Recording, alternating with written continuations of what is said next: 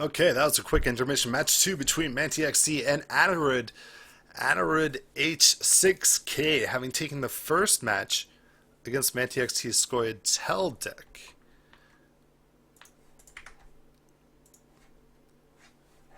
And that means that it is 1-0 in favor of the Monster player, which Monster's a faction that perhaps people were anticipating participate in the tournament in a limited capacity, maybe more Monster decks than Skellige decks, but still the tournament seemed to have, or the meta seemed to have favor Northern Realms and Skoyatel coming into it. But Anirudh making a case for Monsters being playable. Mante didn't do himself too many favors as he played himself out of card advantage early on in game 1. We'll see if he rectifies that, see if he's been to the sideboard as well. It's pretty difficult without being able to see the whole decks what he might opt to switch in from the sideboard. But standard opening here, once again, Anirudh's going to bring out the Arrakis. The Arrakis removed from a Lacerate out of the Elven Merc. Wyvern will take out the Elven Merc, and they'll just keep trading blows until something sticks to the board. Now, earlier on in the cast, we saw Mante opt for the Hawker support in his build of a Singrim Skoya. Interesting choice, and I was worrying about its viability against removal, and we might see the case against it right here. If Anirudh has anything to remove the Hawker support from the board, it's just not going to do too much for Mante. And the fact that he pairs it on 2s now in the Siege row could mean that Anirudh is seeing some value there and considering using removal that he might otherwise have waited for, but he doesn't remove it. He instead drops Ciri down next to the 3 Wild Hunt Riders. So, everything all right? So far, Anirudh's plays have been much more efficient than last game where he had to play 1 Wild Hunt Rider out of hand. We're speculating perhaps maybe he had Necro Warriors, but after seeing him play out his entire hand, it seems like he's not running Necro Warriors and he's not running 3 Foglets, only running 2. So these are interesting things to keep track of as the Tremors comes out and lowers all of the Wild Hunt Riders to 1 strength. And Anirudh has seen that Mante is running a Glyce, Ciri, Singrim, and I'm not sure if he saw the 4th gold last game, but if he did, he would know that it's either Bork, I believe it was Bork last game. So he has an opportunity here if he wanted to buff up these Wild Hunt Riders and force out a Bork earlier on in the match. Death awaits us all. But he doesn't do that. Instead he passes on 11 strength, which is anything but secure. Mante decides to use the Elven Merc, which happens to bring out Weather, which almost sabotages his effort, but he does narrowly make it out as the casting of the Weather will buff up the Hawker support, and the Hawker support doesn't get punished. So something I was concerned about works out in favor of the Skoya player, and it could be because Anirudh is holding on to Stammelford's Tremors for late game against the Singrim, but it could also be because he didn't have it in hand. Interesting. So perhaps the Hawker support does have a role in this build of a Skoya deck. We do see the Griffin come into play. Once again, not a big factor against Skoya. He's just playing it because he probably doesn't have any other play. Seeing the Griffin here, if Mante is familiar with the way that monsters typically played, probably means that Anirudh doesn't have a giant toad in hand, probably doesn't have Avalok in hand either, unless he's nervous about playing Avalok after last game it got replayed onto his side of the board, but that really didn't work out too poorly for him.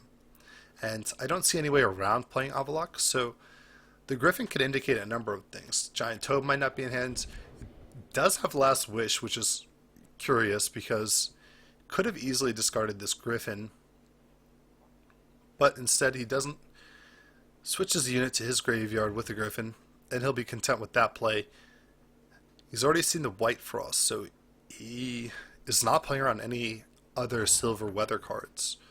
Throwing the Griffin down, of course. And Mante's hand is looking pretty good up around. He has Ciri in hand, a Glyce, and a Singrim. So he's been hitting on his draws really efficiently. He hasn't even had to use his Last Wish yet. He's going to end up having to use it and just discarding a couple cards because his hand is almost exactly where he wants it. You've talked enough. Throw down Ciri here. I believe that's Kieran on the Siege row, so He's playing himself into a nice spot card advantage wise, which is very different from game 1. So here it comes out from Anirudh on the opposite side of the battlefield. Puts him up to 14, so he is up enough strength knowing that his opponent is running Kieran. Should feel pretty secure in that. And Nature's Wish is locked on. Nature's Gift, is locked on a Last Wish as well. So there's an opportunity for 2 Last Wishes here. He can really get through the cards in his deck, but now he has to make a tough decision, and he won't be using the additional Last Wishes. He gets for Last Wish and Decoy, so that he can keep Bork and Yavin. Now, Yavin, of course, against monsters is probably one of the best disloyal units. This matchup really is great for Yavin because of his ability to play into weather and then remove troops that are typically played by monster players, such as Arrakis or such as the Foglets. Right now, with the Wyvern out on the battlefield, it's uncertain whether or not Anirudh's going to commit to anything like a Leshen to bring out weather this turn, but he does end up using Corinther, and now Mante has to go ahead to drop Yavin on the melee row, take out the spawns of Corinther, and he will get his card 2 hands. So pretty nice play here. Lets him stall another turn for Bork to get off, and Yavin won't even be a target for Bork because of the weather effect onto him. So great position right here for Mante. Decoy will allow Anirudh to take Yavin back to his own hand. And now he can use Yavin as a blocker if he'd like. Mante has to play first. And it's interesting that Anirudh's running Decoy. He's running every card that can provide card advantage for a monster player, which I think is important in some situations. And since he's running Wyverns as well, then it's not too bad to have Decoy in your deck. Wyverns and Griffins are cards that you could reasonably decoy. But there are cases where fitting a Decoy into a monster deck can be particularly difficult. And wow. Mante actually decides to reset the timer on Bork, forcing Anirudh into a tough decision. Now if he plays Yavin back on his side of the field, very possible that he's going to use a Glyce, take Yavin back to his hand, and trade it back again. Appearances can be deceiving. Very interesting choice there, and Avallac'h does come out late in the round. Now that Ithne has been used, he's not afraid to use it. So he was holding on to it earlier to prevent the replay. Not knowing what's in his hand, it's tough to tell if that was a good decision or not, but Yavin could come into the weather right now, and Mante is waiting with open arms to try and embrace this Yavin play. And we know that Mante, of course, has 4 hidden strength as well, so he's sitting on 27 total versus the 22 of Anirudh. Anirudh's action, he has no play from Gale, so he only has 5 playable cards right now, unless he wants to burn a turn, one of which is Yavin. And the other 4 we don't really know, but I'd assume he's still holding on to a Tremors as he did last game. Don't think he has Toad, based on the early Griffin play. And the others I'm not sure about. So we'll have to see if he has Leshen here and he's just been waiting to play it. Instead, it's Gontro Dim again, as we saw from last game. And he plays into low value, whereas last game he got all 3 shocks onto an Elven Merc to remove it immediately. It's a swing of 11 strength. Here he only gets 8 strength out of Gontro Dim, which is certainly suboptimal, and he's going to have both of his targets removed if Mante plays a gold, but it looks like Mante has difficulty playing a gold card here. Probably going to have to drop down this Commando, which is going to be great for Anirudh because it means that he will stay ahead by even just 2 strength. At least he'll think he's ahead by at least 2 strength, even though Kieran's on the board and he'll represent 4 for Mante XT, so he'll technically be behind. But the better part is that Anirudh can play Gales onto the melee row and retain value from it, having known that 3 out of 4 gold cards are played, and the last one is certainly a Singrim.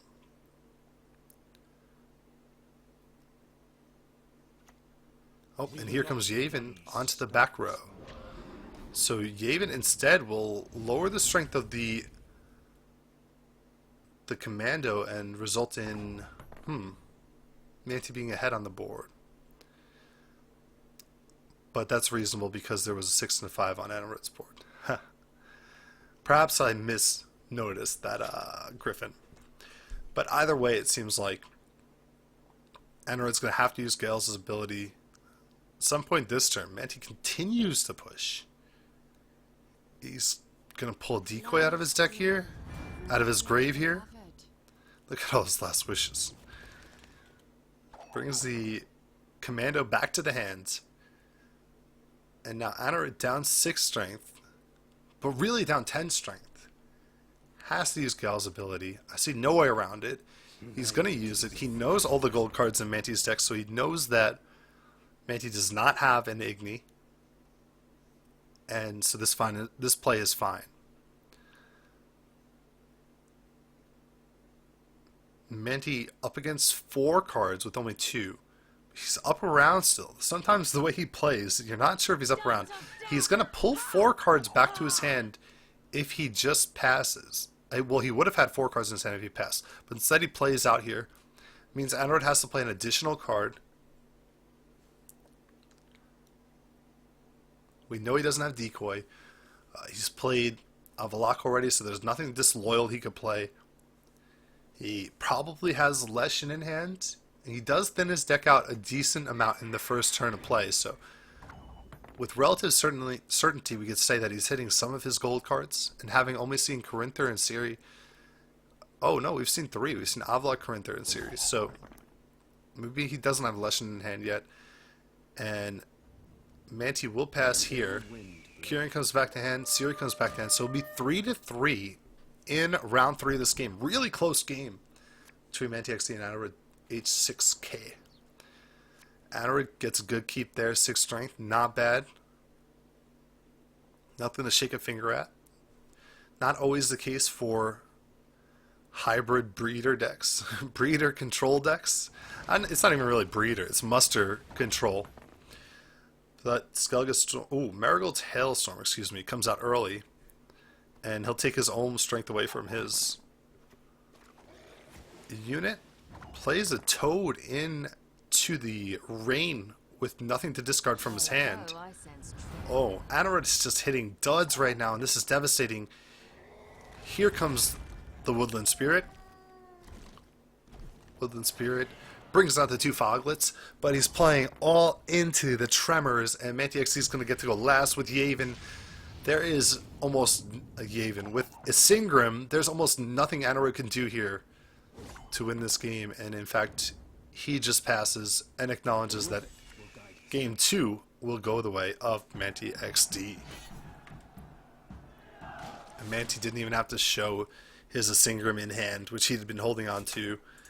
And that is the end of game 2 between Anirudh and Mante XD. We're going to go to game 3 in a moment. Thank you for watching. Stay tuned as I get game 3 ready.